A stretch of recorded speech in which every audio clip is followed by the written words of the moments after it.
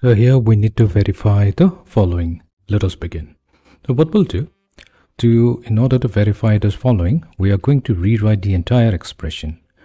So we can rewrite it as cotangent of alpha minus tangent of alpha minus 2 times tangent of 2 alpha minus 4 times tangent of 4 alpha minus 8 cotangent of 8 alpha. This will be equals to 0. So if we can show that this is equals to 0, it immediately follows that our original expression tangent alpha plus 2 tangent 2 alpha plus 4 tangent of 4 alpha plus 8 cotangent of 8 alpha will become equals to cotangent of alpha. So let us begin with first computing cotangent of alpha minus tangent of alpha. We're starting from the left hand side here. Now cotangent of alpha minus tangent of alpha, what we'll do, we will take the reciprocal of the cotangent function to give us 1 over tangent alpha minus tangent alpha. Then we have the rest of the terms. So let's combine 1 over tangent of alpha minus tangent of alpha. That's going to give us 1 minus tangent squared alpha divided by tangent alpha. And we have the remaining terms. Now what we'll do, we'll multiply tangent alpha in the denominator with 2, and we're also going to multiply 1 minus tangent squared alpha with 2. The reason why we're doing this, because there's a standard formula. We know that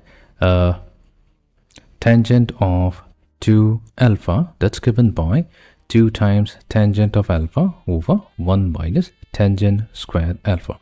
Since we have the reciprocal, we will get 2 over tangent of 2 alpha minus the rest of the terms. So now we will combine the first and the second term, but we'll also factor out 2. Let's do that. We have 1 minus tangent squared 2 alpha divided by tangent of 2 alpha, and we have the remaining 2 terms, negative 4 tangent of 4 alpha minus 8 cotangent of 8 alpha.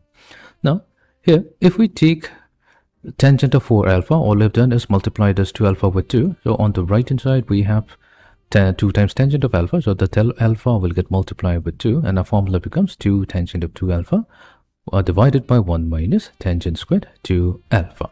So we can replace this term within the parentheses with 2 over tangent of 4 alpha.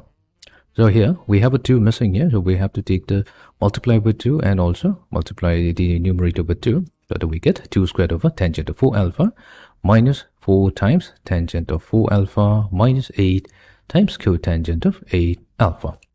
Okay, so let's now combine the first and the second term. So here we will take 4 as the common factor. This will get multiplied to 1 minus tangent squared 4 alpha divided by tangent of 4 alpha minus 8 cotangent of 8 alpha.